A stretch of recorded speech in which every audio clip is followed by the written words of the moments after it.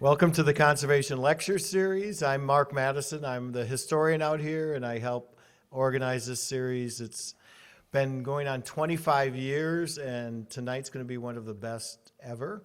But before I mention and introduce our speaker this evening, I'd like to let you know on January 10th at 7 p.m., our usual time, we will have scientist out here, Tracy Lusky, talking about those pesky lanternflies. So if you want to learn about our latest invader, come on out January 10th. And then if you'd like to be on our mailing list, let me or Ellen know, and we'll let you know about future public lectures. Well, tonight we are incredibly fortunate to have historian Douglas Brinkley with us. Doug is a history professor at Rice University, one of the most famous American public historians out there. He is a CNN presidential historian. And if you read the news today, Henry Kissinger recently passed. So Doug has probably spent most of today on TV talking about Kissinger. And he came all the way out initially from Houston, then had to go to D.C., do all his TV commitments, and still came all the way out to Shepherdstown to tell you about his new book. We're particularly excited about this book. We consider the Fish and Wildlife Service Archives and Museum to be one of the homes of Rachel Carson's heritage. Rachel Carson worked for our agency from 1936 to 1952, longer than she did anything else in her life. She discovered the deleterious effects of DDT from our Patuxent National Wildlife Refuge in Maryland. She transformed our agency in many ways, some of which are covered in Doug's book. So I can think of no more appropriate speaker than Doug Brinkley. So we're very excited to have him out here. And I have to mention one other thing. We have the U.S. Fish and Wildlife Service Retirees Association out here. And we have a lot of our leadership out here today. It's wonderful to have such a distinguished audience, and of course, our local public conservationists. But the Retirees Association each year gives out an award. It's called the Heritage or History Award. It's given out each year to somebody who's contributed the most to American conservation history. And I was totally tickled to notice for the first time, Doug referenced this award in the book notes of this book. So he's a long-term friend of our archives, a long-term friend of the Fish and Wildlife Service, a long-term friend of the Fish and Wildlife retirees. He's come a long way after an incredibly long day to speak to all of you. So please give a warm NCTC welcome to Douglas Brinkley.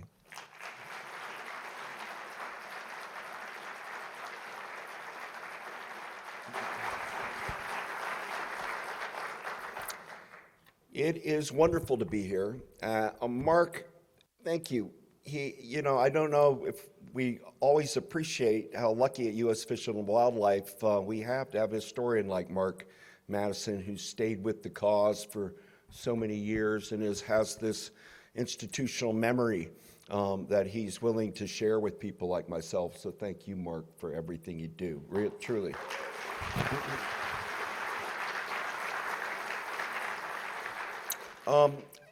And yes, it's been a strange couple days with people approaching 100 with Rosalind Carter's passing and then Henry Kissinger, and it just reminds us how finite time is. And President Carter, who I hope to write on his conservation legacy coming up, is still hanging in there at 99, and we'll hope he makes it to his 100th birthday. And I know all of you know how much he loves the great American outdoors and fish and wildlife. He's one of the presidents that really got it in every sense of the word.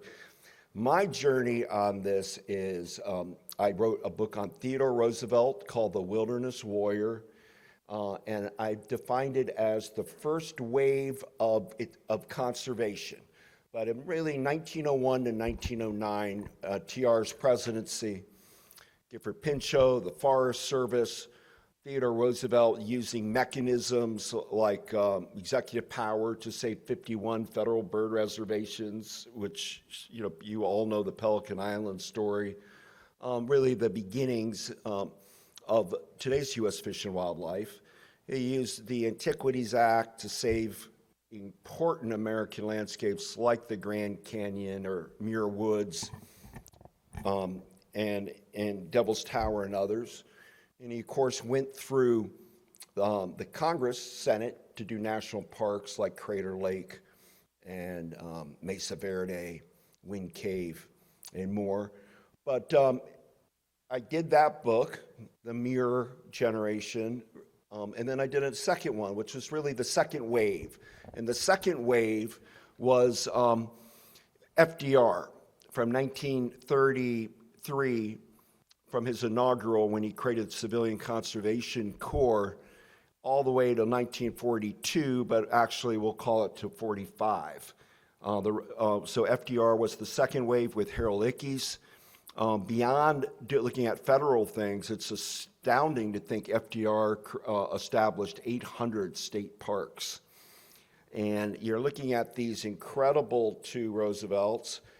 My last book's the third wave. And the third wave doesn't have a Roosevelt in it.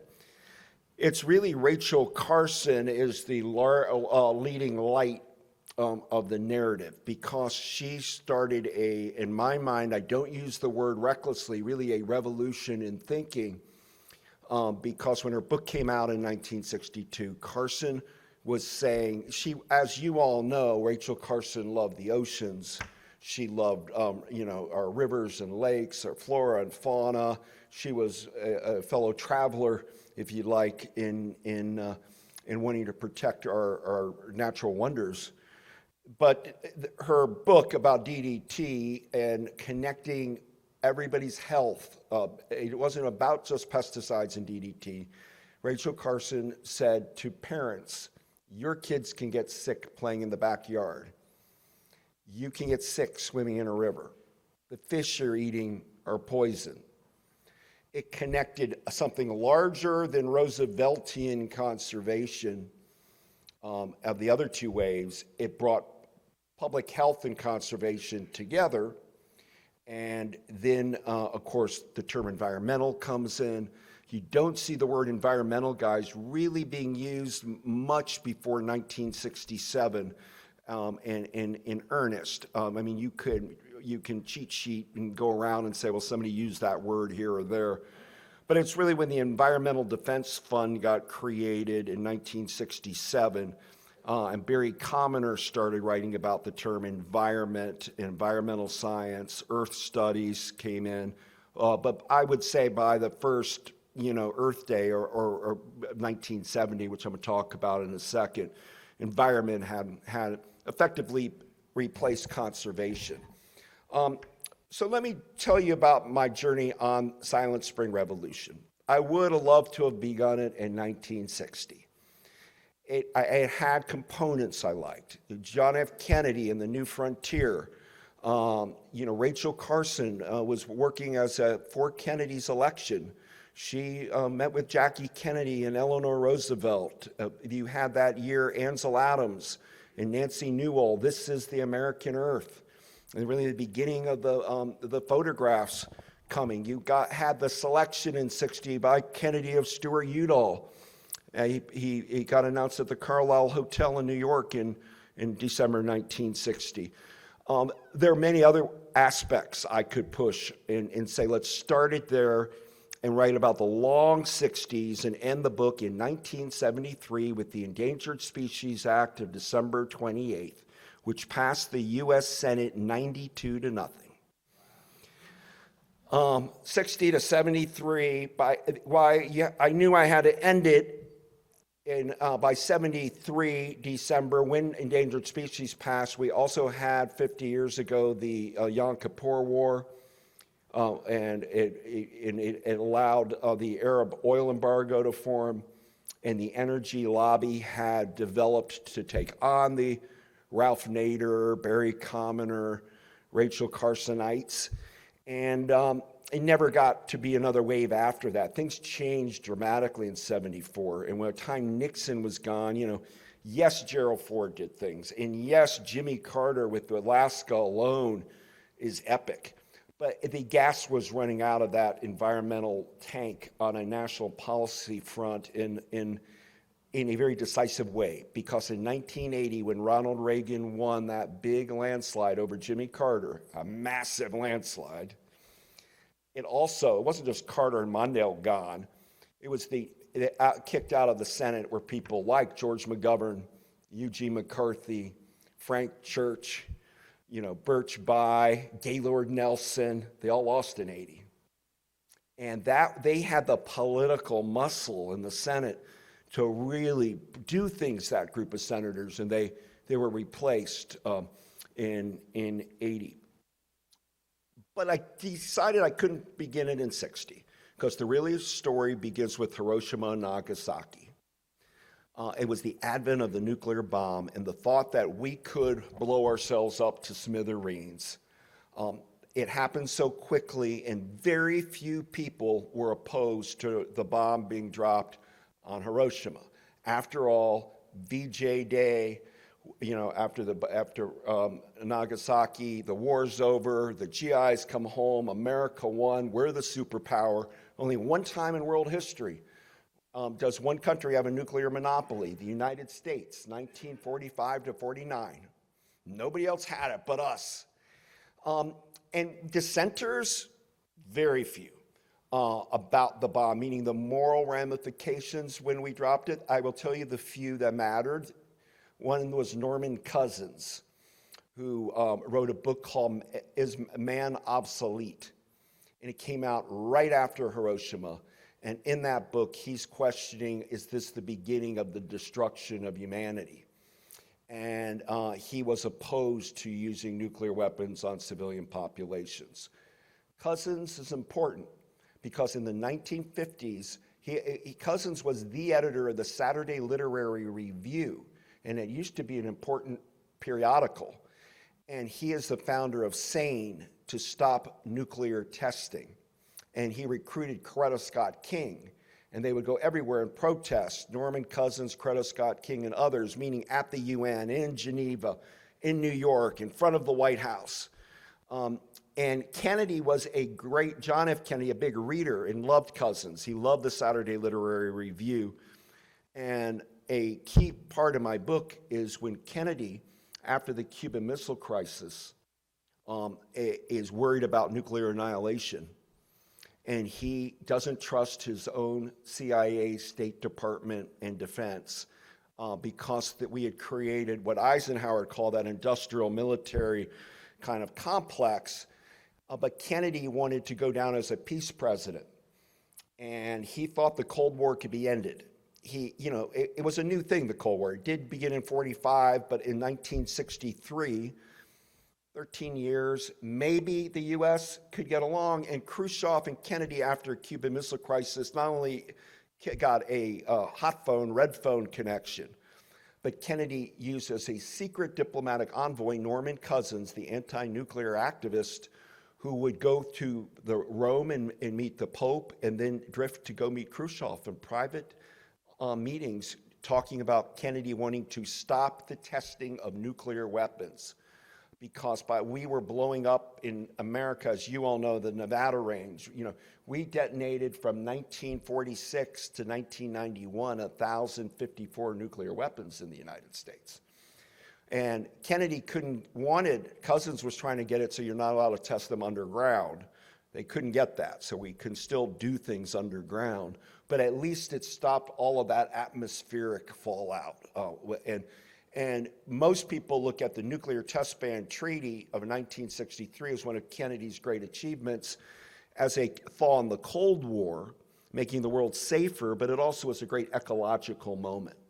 Because one big current that led to the environmental movement was this anti-nuclear group that started building after Hiroshima and Nagasaki. And here's one that'll blew my mind. Joe Kennedy, John F. Kennedy's father, he's a very complicated guy. But I never would have thought that he was an anti-nuclear voice. After the first bomb went to Hiroshima, he went to the bishops, went to the church, went to Time magazine, Henry Luce, saying no more nuclear bombs. He was somebody that Jack Kennedy noticed. His own father thought that this was off kilter. A man hiking in Washington State at the time of the bombs, a Supreme Court Justice, William O. Douglas, later said, if FDR had picked me and not Truman, there would have been no Hiroshima or Nagasaki. But these are some players in that game of it. But by and large, we were all going forward. Well, Rachel Carson quickly worried about, because she got to see the research at the Marshall Islands where we were testing, and we were looking at the contamination of flora, fauna, people. There were, concerns of getting sick. And she becomes a great believer in not banning the bomb, but stopping nuclear testing also. And so that strand's one that starts developing after World War II in the 50s. Second strand, like the Manhattan Project, everything in World War II was hurry up and build. There were no regulations. As you all know, there's no Clean Air Act, Clean Water Act. We were dumping raw sewage into rivers and lakes. Anything you could get to market, any chemical was green lit. And after the war, people started looking at what the ramifications were. And one that got scrutinized was DDT, which was a miracle for our troops in World War II. I would have gladly been sprayed with DDT to know I wouldn't get malaria from mosquitoes or ticks or lice. But one of the people that actually, the brilliant scientist Barry Commoner, most associated with Washington University, but also at Brooklyn, Commoner, hotshot, Harvard science ace, a genius. He's the one who created how to spray DDT and apply it from airplanes in the Pacific. And he dug deeper and started seeing what it was doing to greenery, what it was doing to tropical forest, what it was doing to species. And he came back as the guy who invented how to dispense of DDT, came back and started deeply studying the problems of DDT and nuclear radiation. And his most famous moment is with collecting of baby teeth in the 1950s to show that people's tooth, they would look at difference between areas. The nuclear, when people like Bob Dylan saying, hard rain's gonna fall, it wasn't about nuclear annihilation. The concern of the blow across the country of radiation, as far as from Nevada, as far as to New York, was intense. I mean, Kurt Vonnegut, the novelist, used to talk about it a lot. I mean, it was the Beat Generation writers were talking about it. It was part of that, a concern. And so Commoner fits into that early picture in the 50s. But it's Rachel Carson who is the most important because, you all know her basic narrative. Born in Springdale, Pennsylvania, saw the Allegheny River polluted by glue factories and other things. That couldn't, loved nature as a girl, bird watching, leaf collecting. She had a gift for fine prose and also for I guess we call it Darwinian science. She had a teacher at Chapman Women's School, now Chapman University, who gave her the smart advice, said, you have a real talent, combine science with your writing. And of course, she finally gets to see the ocean on a fellowship as a young girl, goes to Woods Hole. Woods Hole Oceanographic Institute is just down the road from the Kennedy compound in Hyannisport. Virtually, you could walk it. It's a long walk, but it's right there. She went there and it blew her mind. Because like here where we're at in Shepherdstown, just library books and memorabilia and papers and anything you wanted to know about marine creatures and microscopes. And, she was in heaven. And she went and got her MA then in zoology at Johns Hopkins, started writing about fish stocks, shad and other fish, cod, for scripts for radio, for the Baltimore Sun. And in World War II, as you know, she gets hired by FDR's U.S. Fish and Wildlife. I mentioned the progenitor was TR's 51. But officially, FDR got the job done. Rachel Carson works, and by 1946, she's writing all those conservation and action brochures about wildlife refuges that invariably you all have read or know about. But she was also an activist of the mind about DDT, pesticides, and nuclear fallout. And yet her trilogy of books, starting in 1941, are about the oceans. And let's be clear, read Rachel Carson's Sea trilogy. And if you don't want to read all three, read one. Sea is Around Us is my favorite, but everybody's has different ones. They're beautiful. It's science and creative writing married in an eternal way. But the oceans in the 50s was starting to get looked at too. And the oceans fear was America's vanishing shoreline. And the Department of Interior actually did a report in a booklet called America's Vanishing Shoreline. And what they meant, yes, erosion. They were worried about the Jerseyization of our coast. Boardwalks, jetties, commercial runoff, and that we didn't have open stretches of beach, and that people were buying ocean property, and that we didn't have public beaches, big ones, federal ones. And this came out, it caught young Senator John F. Kennedy's attention. I ask students sometimes, what is their Walden? I ask all of you that, so maybe when we're signing a book, you tell me. Meaning, what place speaks the most to you? What place in your life, in the natural world? Some of you have been all over seeing, but what's just, you close your eyes and you're thinking you almost had a spiritual affirmation in the natural world somewhere. And Kennedy did have that. It was the Atlantic Ocean on Cape Cod. He was much happier in the water than he was on land. He had what people today call blue mind. Part of his problem was health, but when he was young, he was a very, very good ocean swimmer. He was a superb sailor. He was a star, won contest, and was a star at Harvard in sailing, but his back was so terrible, he could not hike at all. Walking from here to one of the lodges on the compound, he was in deep agony. And this is pre-PT 109. This is he has that we now know through Mayo, and I've been dealing with John F. Kennedy's grandson, who has the same back problem, and they now know at Mayo what Kennedy had. It's not even in any of the history books, of a deformity of the spine. And it's a rare condition, but it's passed on to generations. It has heredity involved with it. But Kennedy, born in 1917, Brookline, Massachusetts.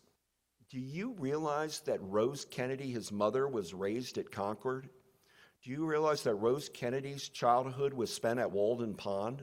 That was her place. Do you realize that Rose Kennedy was the leading Thoreauvian of her time in New England in the sense of patron of Thoreau? That she went on an assignment for after World War II to the CIA, sent her to Russia, and she did an inventory to make sure Thoreau's books were in Russian libraries. She, all of the Kennedy kids, not just all of her kids and then grandkids learned to swim, and not in the ocean. They learned to swim at Walden. It was like a baptismal. And Rose fell in love with an unknown Thoreau book called Cape Cod. If you haven't read Thoreau's Cape Cod, read it. It's obviously a great book. It just doesn't quite live up to Walden, but it's good. And then she fell in love in 1928 with Henry Benson's The Outermost House, about living on the dunes of Cape Cod in a shack and watching the shifting winds and the dunes and the bird life, and it's a gorgeous classic book. And it became something of aristocrats in Cape Cod that were coming out of Boston to kind of calling a Save the Cape Cod movement, Save the Dunes of Cape Cod, out by Provincetown. And Rose was all in. Kennedy family was all in. So, and many of the Kennedy, even the Bobby Kennedy's kids today, Carrie and Rory and all of them, they all have memorized passages of walking. I mean, it's an intense thing with Thoreau, with the Kennedy family. But the big thing is John F. Kennedy's in the mid-50s, he had a World War II history. 1946, he's in Congress. He was not an active senator. He was a playboy senator, not a workhorse in the Congress or Senate. Had a lot of media appeal and public vitality. He actually was the cliche matinee idol handsome. But William O. Douglas comes in strong and tells Jack, the problem with you is you've never slept on the ground before. And he says, you got to pick something in conservation and be a leader on it in the Senate. And Kennedy picked seashore preservation. And let's pause for a minute there in the 50s when Kennedy does that. Bill Douglas from Yakima, Washington, when it became the great friend of FDR, the youngest Supreme Court justice and the longest serving. And he was the closest you'll get to a TR adventure person. I mean, in the 50s, he marched to save the C&O Canal here, 186-mile hike, so they don't build a roadway, and he won. And he did, in my book, up to 73, about 14 major protest hikes, and he won them all. Stopping a dam in Kentucky, saving the pristine Olympic, and when he'd go along the Olympic coastline, he'd go with Ethel and Bobby Kennedy. You can look at the photos of them in the early 60s. He took Bobby Kennedy, William O. Douglas, hiking through Siberia. And at one point, Bobby got a fever and was burning. And Douglas put on his backpack and said, well, I'm going to have to leave you here. And he left him there. And Ethel Kennedy told me she wouldn't talk to him for about 5 years because he left her husband to die in Siberia. But for Douglas, it was, we have to carry on, survival of the fittest. Good luck, Bobby. The show goes on, And so Douglas was adopted by Joe Kennedy. It was Joe Kennedy who put the young lawyer, William O. Douglas, on the head of the Security Exchange Commission in early 1933 to go after the bad guys on Wall Street. And then it is Joe Kennedy that's promoting him for the Supreme Court. And FDR picks William O. Douglas after he wins big in you all know FDR won in 32, and then he wins in 36. And what does he do to start 37? He tries to pack the Supreme Court, right? 9 Supreme Court justices, he wants it to be 15. Now, this isn't a pipe dream. He goes for it. That's the hubris of FDR. And he thought, because the Supreme Court was striking down some of his New Deal programs, that he didn't have the presidential power to do these. And so his solution, Roosevelt, well, screw it. I'll pick 6 young rubber stamp New Dealers. And I'll get them on. We have 15, and I'll do whatever I want. He didn't get it done, as you know. Mainly because Southern Democrats, Texas, Oklahoma, turned on him. In revenge, he picked William O. Douglas for the next opening. Wild Bill Douglas was a hard-playing, outdoor environmentalist that his thinking's ahead of where we are today. He was dealing with climate change in the 50s on CO2 emissions. Douglas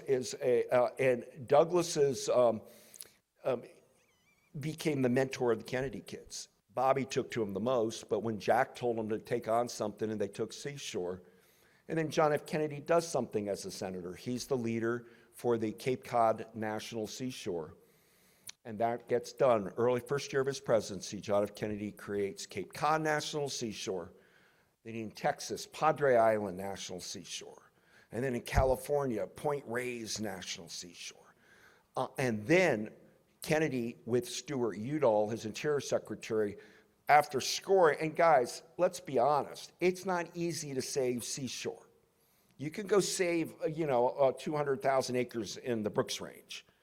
But try taking a big swath of Cape Cod, coastal Texas, Marin County, California for the National Park Service. And they expand it to more. And under the list that gets developed right before Kennedy's dying, they also go to national lake shores. And so the combo of Kennedy and Lyndon Johnson bleeding into Nixon early, they saved places like Fire Island National Seashore in New York or Assateague in Maryland and Virginia. Places like Cape Canaveral Wildlife Refuge, right where the rockets go off. They save Cumberland Island, Georgia gets protected. They do on the Great Lakes with leading the way, Gaylord Nelson, the Apostle Islands, 22 islands. Now it's a national park, but it was Apostle Island Seashore. Sleeping Bear Dunes in Michigan, Picture Rock in Michigan, Indiana Dunes in Indiana. You're getting the picture. They were going for waterfront preservation out of the Kennedy years as their big effort, because Jack decided that's what he wanted. And Douglas said, yes, that's a good place for you, because Douglas said that's your heart. You love these coastal areas that you're going to fight for because you love them. Instead of just randomly putting him on some, Kennedy wouldn't have been good, for example, on something like sewage treatment. Well, Ruckelshaus was pretty good at it. You can't. He had a romantic streak, Kennedy, of the ocean and all this, so let him go with it. That's where he can make some impact, and he did. In that 50s, Rachel Carson, who was an ardent New Dealer, was a dear friend of Bill Douglas.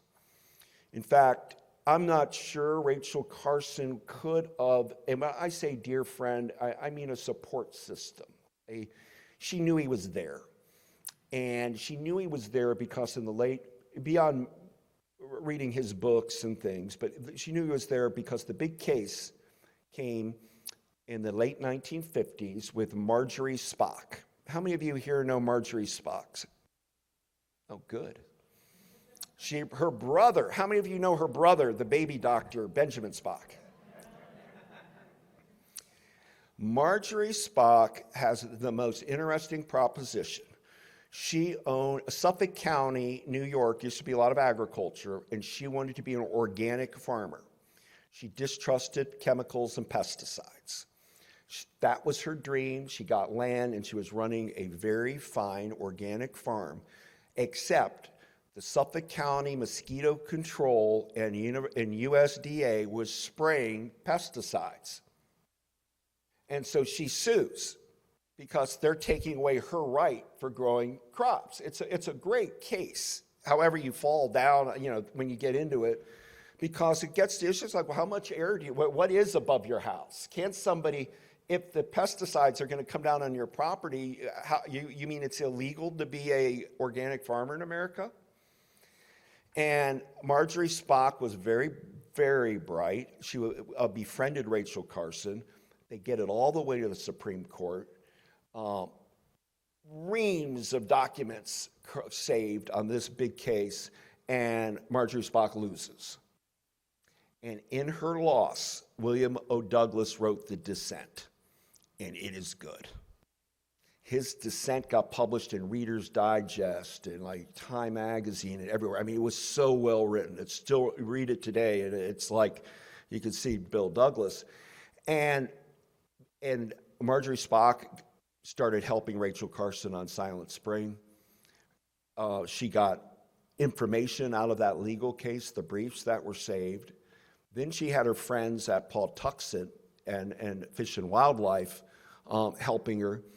And she began the dramatic task in the late 50s of writing a book while she was fighting breast cancer and wanting to talk about really the need to not ban DDT or pesticides, but to regulate them or to test them properly before being rushed to market. And it's a huge battle. I think most of you know it, living in Maryland and in Maine, working hard on that book. She did do time to work, as I said, for Jack Kennedy. She wrote platforms on the environment for Kennedy's New Frontier program. And she used to go to Hickory Hill and talk with Ethel and Bobby Kennedy, would invite guests over, Bill Douglas and others, and Rachel Carson was invited in a salon at Hickory Hill. This was her people. There's a community. It's you guys. You know, they're all sharing the same kind of vision, values. And you know, Stewart Udall bought his house right there near Bobby Kennedy on the Potomac. And of course, Douglas was a hero for saving the C&O Canal and the Potomac in the 50s. In 1960, while Rachel Carson was helping John F. Kennedy, Bill Douglas wrote books called My Wilderness. There are two of them. One of great ecosystems, you know, on the east, and one's on the Rockies in the west. If you haven't read Douglas's My Wilderness, read them. They were the models for Jimmy Carter used for his book, An Outdoor Journal. They're really nicely done, and that thought that Douglas is sitting on the Supreme Court and writing these. Same year, he did a children's biography of John Muir. What's going on with Douglas, guys, is, you know, he used to have William Blake quotes on his desk and leaves and books in the Supreme Court. There was no EPA. There was no clearinghouse. So if you were a grassroots group, all you knew was to get a letter to Douglas. Because he had gotten a lot of notoriety as being Mr. Outdoors. And he would respond. And he would, there are people that sent him a postcard about a local cause. He said, get me an air ticket and I'll come in and talk. He went everywhere for the conservation. And then Kennedy, he's the one who gave John F. Kennedy incidentally the idea of the Peace Corps, William O. Douglas. And the problem with the record of that is he's in the Supreme Court and he can't be making detailed journals about influence peddling with the Kennedys. And when Rachel Carson in early 1962 finishes Silent Spring, she goes and hears Douglas speak, and Douglas is her initial reader, and Douglas gets behind it 1,000%. He writes the book intro for it for the Book of the Month Club. He tells everybody, including the Kennedy family, this is game-changing. We're going to stick it to the chemical industry bastards. Rachel Carson's mind wasn't like that. She didn't think about sticking it to anybody. She wasn't that way. But Bill Douglas was. And he was a great ally for her to have. And because of the connections to the Kennedys and the Supreme Court, et cetera. And when the book came out, that big moment that first came out in the New Yorker excerpts, standing at a podium at a press conference, John F. Kennedy was asked about it, and he said, very simply, I know about Miss Carson's work, and we're looking into it. And what we're looking into is putting together a scientific panel to decide whether she's right or wrong. The obvious right thing to do. He got the top MIT, Harvard people, scientific advisory panel to look into the chemical manufacturing industry and write a report. Science was big still in 1960, guys. I'm sorry, science is losing out today in some ways. Other ways, it's not at all. But in 1960, for example, it was Time Magazine's Person of the Year, science, generically. It was a moment we trusted in the experts. And Kennedy's saying, let the experts tell us. I'm not going to say what's right. How would I know what's right or wrong about some footnote or factoid in a book? And they came back and said, Carson's right. And she had been vilified by that point. She was called people, because she had never had children, even though she raised a nephew on her own as a surrogate mom. You know, the cruelty of sexism towards Rachel Carson coming out of the chemical industry is grotesque. You're getting that kind of garbage these days out there, so you get an idea what it was. But it was kind of novel. They wanted to destroy her. And she holds many key moments. One is Eric Sevareid of CBS coming to her house and interviewing her. Sevareid's part of the same group. You understand that? This was a group of people.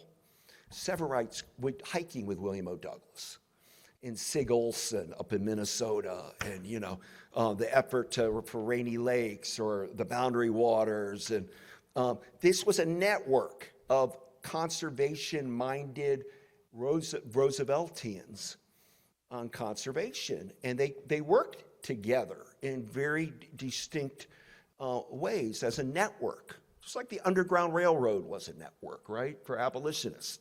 There was an environmental Underground Railroad out there, and they were some of the best and smartest people in all walks of life. Eric Sevareid was one. He canoed all through the Boundary Waters, wrote a book. So now he's doing the interview with Rachel and has some fool from the chemical world that put up as their front guy, and she just devastates him. And CBS was a big deal back when we had three networks, and then Ribicoff in New York backed her action mightily. All sorts of people started. She became almost a household name, and her illness persisted. And sadly, when Jack Kennedy was murdered in Dallas in November '63, then she was dead in April of '64. And it's there, that group, by the time of Rachel's Carson death, the genie was out of the bottle. They had, for example, the first Clean Air Act, December 1963, on stationary air pollution. That was Kennedy was pushing it through. He got shot and it got passed. You started getting people like Ed Muskie, Senator of Maine, defining himself as a conservationist. Attorney General, soon-to-be presidential candidate Robert F. Kennedy was Mr. Meany Bill Douglas. His big thing, since Douglas and his brother had hogged seashores, is he went for wild and scenic rivers. Kennedy was started doing all these dramatic raft trips down the Colorado River in Arizona, in Idaho, bringing the whole Kennedy family and all sorts of celebrities, Andy Williams and Art Buchwald, and to go and bring consciousness to outdoor recreation economic features in the West at the great rivers, that you save them as wild and scenic, and it becomes the ending of the big dam movement. Dams are tricky, and that's another thing, because FDR loved dams, and I'm glad he did, and I don't say that. I mean, I'm glad for our country that we had a Grand Coulee Dam to produce electricity in Puget Sound, and I'm glad we have a Tennessee Valley Authority that brought electrification to rural areas. Some of these dams were necessary for modernity, but it became pork. And once David Brower of the Sierra Club, a staunch Kennedy guy, but once they win, and Wallace Stegner, the novelist, who's part of this group, they're now fighting for two things: stopping the damming of rivers and wilderness. It's another lobby group. They're all intersected. There's the anti-nuclear testing crowd. There's the anti-concerned pesticides and chemical crowd. There's the wilderness, roadless wilderness society crowd. They're the pro-seashore, lakeshore and seashore preservation world. Big one on the lakes was the poet Carl Sandburg up in Chicago. Would do all sorts of letters I've read from him trying to save great parts of the Great Lakes. And so there are all of these kind of currents. The wilderness one, with the Dinosaur National Monument victory of not allowing a dam to interfere with Interior Department property, national park. But this is the rub when Kennedy's killed, because they're afraid Lyndon Johnson loves dams. He built his career in Texas on dams. He was a New Dealer that loved dams. How do you get LBJ to fall out in love with the pork of dams? So there was a frozen 2 months when this group, that I'm throwing a lot of names at you, they were worried about Lyndon. that he wasn't one of their tribe.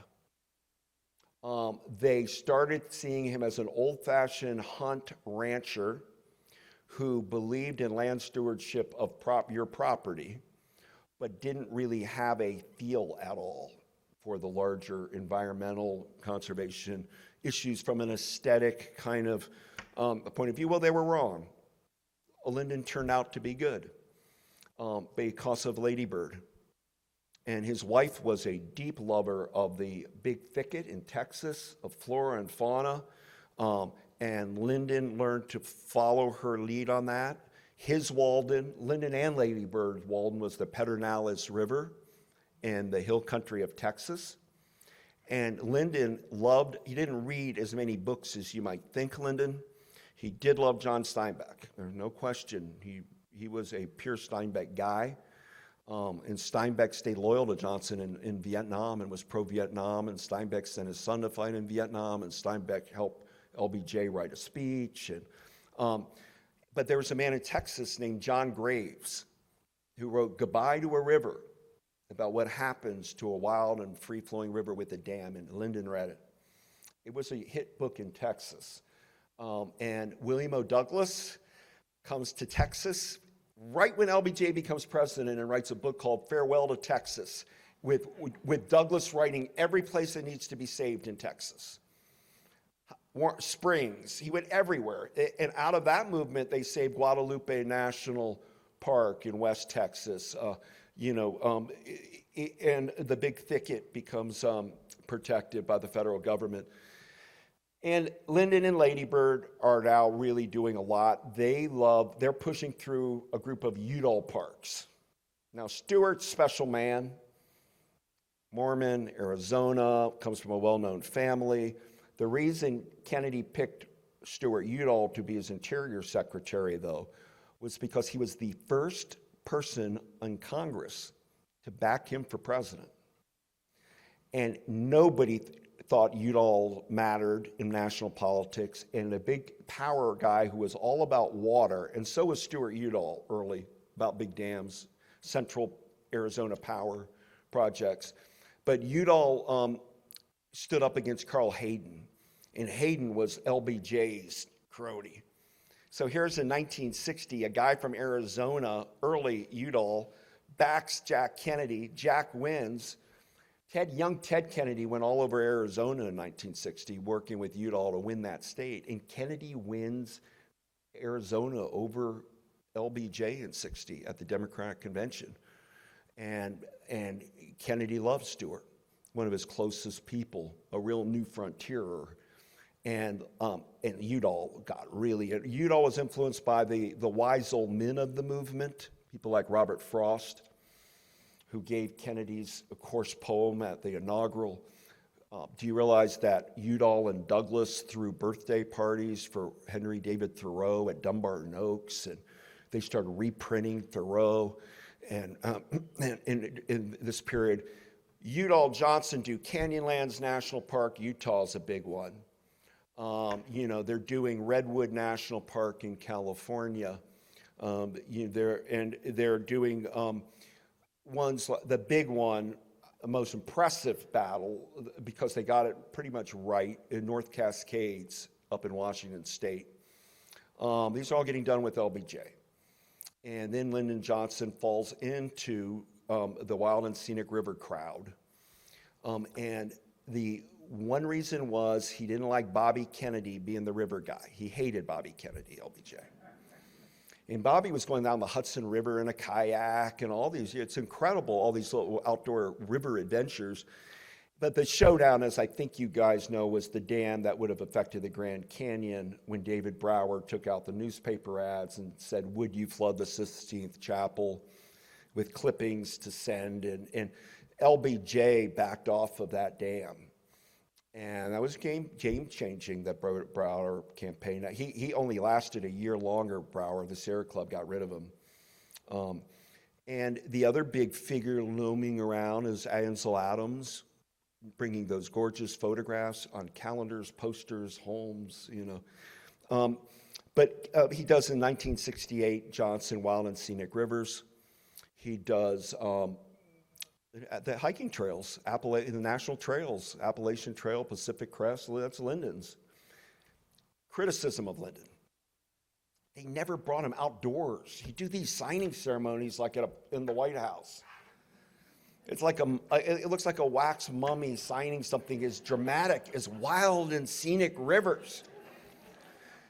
I mean, people, there is such a thing as stagecraft. Mike Deaver with Ronald Reagan was real good at it, but Ted Sorensen understood it with Kennedy. But I mean, somebody had to get Johnson out of the damn office on these nature bills, and so he didn't really get the credit. And it's also because of the Vietnam War, and he didn't get the credit. And how do you explain saving America's wild and scenic rivers and the North Cascades and redwoods? And Douglas hated LBJ for not doubling the size of the redwoods. It's a huge feud. Douglas feels that the environmentalists lost in California because Johnson got timid. But and at one point he came to see Lyndon about wanting to stop a dam, and in front of him he crumpled it, Johnson. Johnson had no tolerance now for anybody who was criticizing his war. And Douglas was a fierce anti-Vietnam War critic. Bobby Kennedy becomes one. But how do you praise saving wild and scenic rivers in the Cascades when you're using defoliants to kill the jungles in Southeast Asia?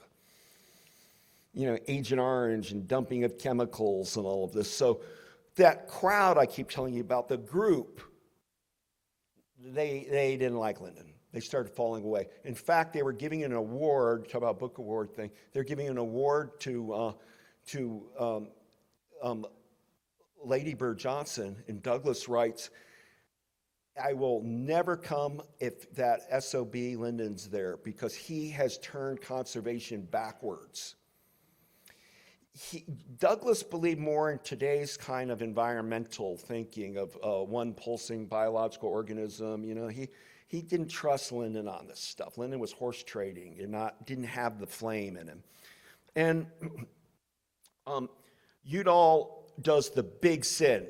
He hangs in there, sucks it up with Lyndon, but is really a Kennedy guy. And then Stewart Udall, and I'll wrap up here, guys. But I know some of you have to go home.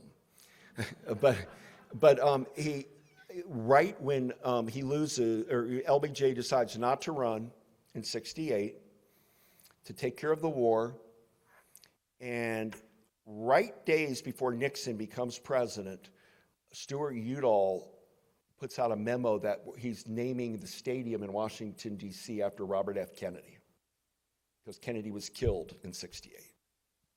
Johnson goes nuts. He knew Udall was a fink. He knew he was a Kennedy guy.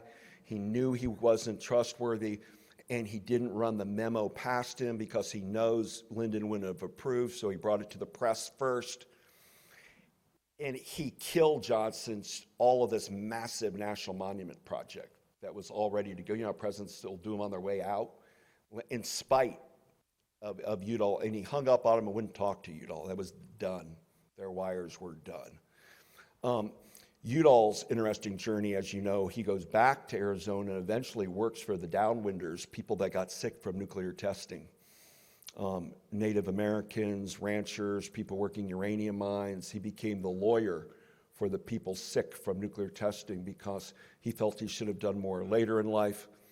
Lady Bird had become synonymous with beautification, meaning highway, billboards, wildflowers. She went on to create the National Wildflower Center in Austin.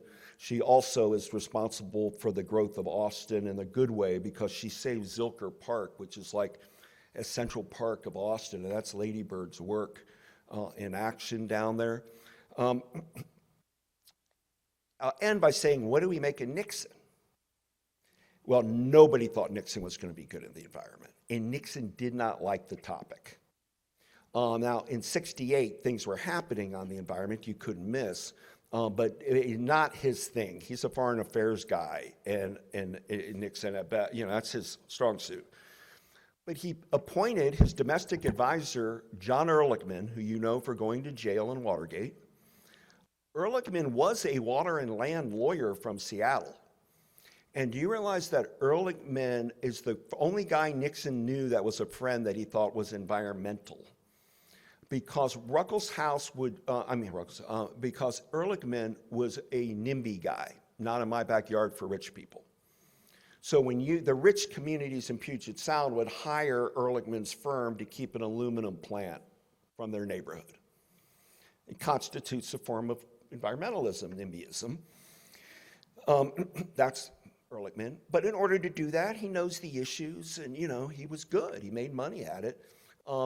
And so Ehrlichman is there in the White House, and Nixon says, I don't give a damn about the environment. You deal with it, to Ehrlichman. Nixon has a dilemma. He's president days, and I have it in my book exactly. I think he was president 9 days when the Santa Barbara oil spill happened. And the GOO, that was actually the group formed out there, Get the Oil Out, GOO, Birds Trap. Now television went color at the nightly news in late 67.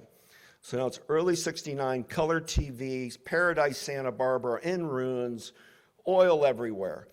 And Nixon gets lucky. His first reaction was to minimize. Not that bad. He just got that kind of vibe out of the White House, even words like that. But he sent Walter Hickel, his brand new interior secretary, to Santa Barbara. And Hickel gets on the phone to the president and says, do not minimize. It is horrible. And you know what? They can't blame us. We've only been in 8 days. We'll blame Johnson. So let's say it's bad and the other guy screwed up. And Nixon with his suit on, he looks awkward, but he does his due diligence. He doesn't just fly over, he goes on the beach and he looks at it and he recognizes it. Historians like myself read other people's mail for a living. So I got to read a lot of the mail that Nixon got at the Nixon Library from rich Republicans that lived on the ocean in California. His money donors in Santa Barbara to San Clemente, and they were like, do something. So Nixon heard that too. But meanwhile, he kind of punted along on the environment, and then the summer of 69, when he was basking in his glory of Neil Armstrong and Buzz Aldrin on the moon, and lo and behold, Time magazine's putting Cuyahoga River on fire in Ohio, and the Rouge River in Michigan. And now it's back to dirty rivers. And Nixon is stunned by the public outcry and the media coverage of these polluted rivers.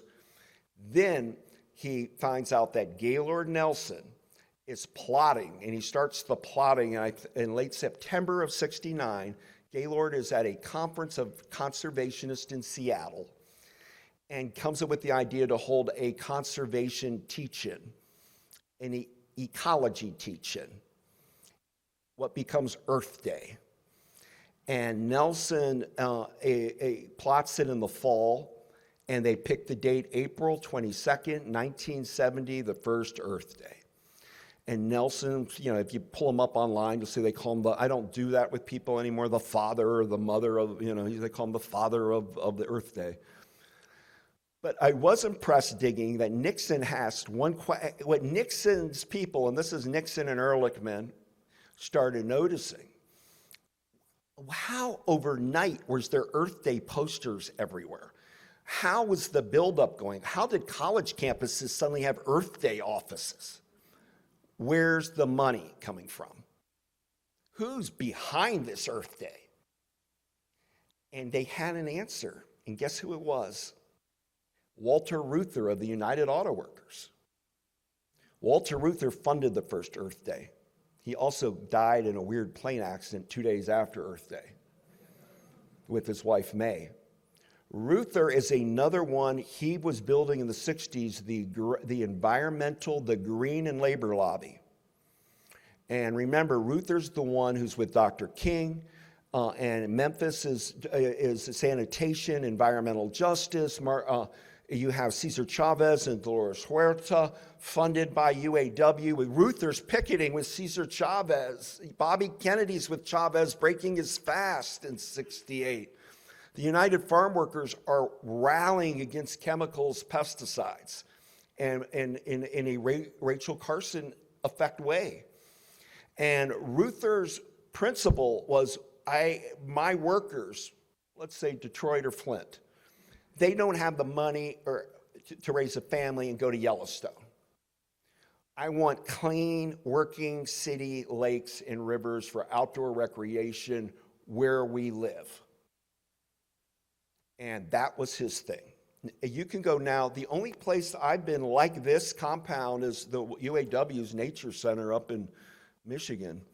It's once Reuther died, it ended the environmental thing with labor. I mean, he was really deep in it.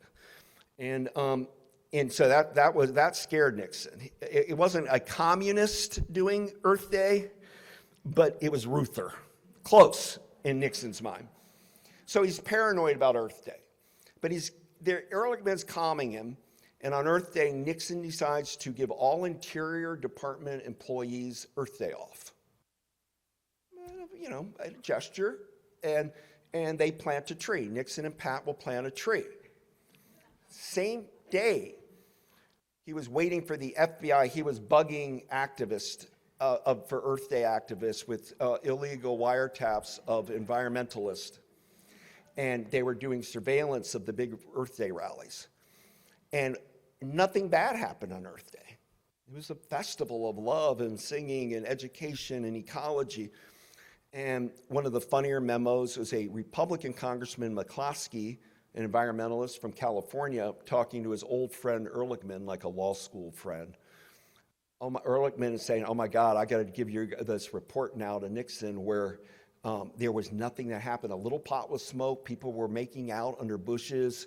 There were some dogs. There was nothing weird. It was kind of normal, all of it. It impressed Nixon. Mr. Law and Order saw that Earth Day they weren't, demonizing Nixon on Earth Day. And that summer of 70, he works with Scoop Jackson of Washington and John Dingell of Michigan, the Democrats, and they cobble together with Ehrlichman as a point guy, and they're obviously others, don't have time for all that right now, but, and they create the Environmental Protection Agency in the summer of 1970, and it opens its doors in December 1970. And the first head of EPA is really good, William Ruckelshaus, because Ruckelshaus sees EPA as law enforcement. Guys, it's about compliance. We passed the first Clean Air Act in '63 for stationary pollution, factories. 70, we passed it for automobiles. And Nixon was very much behind getting lead out of gasoline and lowering speed limits and, gas mileage and, all of this. And so when EPA is created, it's who's breaking the law. I see this with Brown versus Topeka and integration of the schools. We all know how big Brown versus Topeka is. Now schools are integrated. Plessy versus Ferguson gets thrown out the back window. We have to integrate. What is the civil rights movement, guys, from 54 Brown to King's death in 68? It's about compliance. George Wallace won't comply in Alabama. They won't comply in Little Rock at Central High. They won't comply with James Meredith at Ole Miss. That's what Ruckelshaus was. He's going after companies saying, you're not following the law. I don't care what you think about it. Here are the laws. And that laws weren't just clean air, and by 72, Clean Water Act. It was the big one, NEPA, National Environmental Policy Act, signed by Nixon January 1, 1970 at San Clemente. And NEPA makes you have to have an environmental impact statement. It's big. Now, any company wanting to do or work, let's say you're going to work to build something in the federal government here or there, a road, or you're going to have to show how that new construction impacts the environment. I hope you all realize how much the Trump world hates that. They really want to do away with NEPA and gut the EPA. But this idea that you can't build anything unless you're not following these very stringent, in their mind, stringent federal standards. Nixon is a reluctant environmentalist. But he is one. He does what a politician's supposed to do. I found him loving of the national parks. I found that he didn't, it wasn't his thing, but he rode the tides of the moment. Remember pop culture in 1970 with Earth Day. Joni Mitchell, building paradise, you're killing paradise, putting up a parking lot. Marvin Gaye, Mercy Me, the ecology, Robert Rauschenberg, the great painter, doing the first Earth Day posters. Do you realize Andy Warhol would end up doing a series of endangered species paintings? He's in the mix. And Nixon wrote it. He pulled the Endangered Species Act this December 28th. I'm going to do a piece for CBS Sunday Morning, knock on wood, it's supposed to, for the big anniversary 50 years later. And it's a great time to start looking about where we're at and where is the next wave. What is the climate change wave? Mark was showing me the polar bear there, the first endangered climate, listed species, where we thought we were having a fourth wave with Al Gore. Never quite happened. There was that moment when climate was bipartisan. You had 10 Republicans. It's gone. And the fourth wave, it has to be global. It's difficult dealing with China, India, et cetera. You have all these meetings. What does it mean? If we're divided, and I'll end with this, if we're divided, it's going to be a lot of states doing things. In California, it's already saying we're not going to sell fossil fuel vehicles in our state by 2030. And Washington State has said that. And Detroit hears that. Automakers hear that. And we're in this weird moment where electric cars haven't taken on. Some people, we're not even sure electric's the right big move to make. We're not sure what to do about nuclear. We're not sure how to mitigate climate. There are people that are talking about climate apartheid, that rich people won't be affected, but poor people are. I mean, there's a lot going on out there. Greta spoke up for a voice of a young generation, but the good news I'll leave you with is I do think young people want to save the planet. And so we're going to have to do what they do here in Shepherdstown, educate them about conservation, let them learn about their past, and try to support their networking, that they might be able to create their own silent spring revolution in the mid-21st century. Thank you, guys.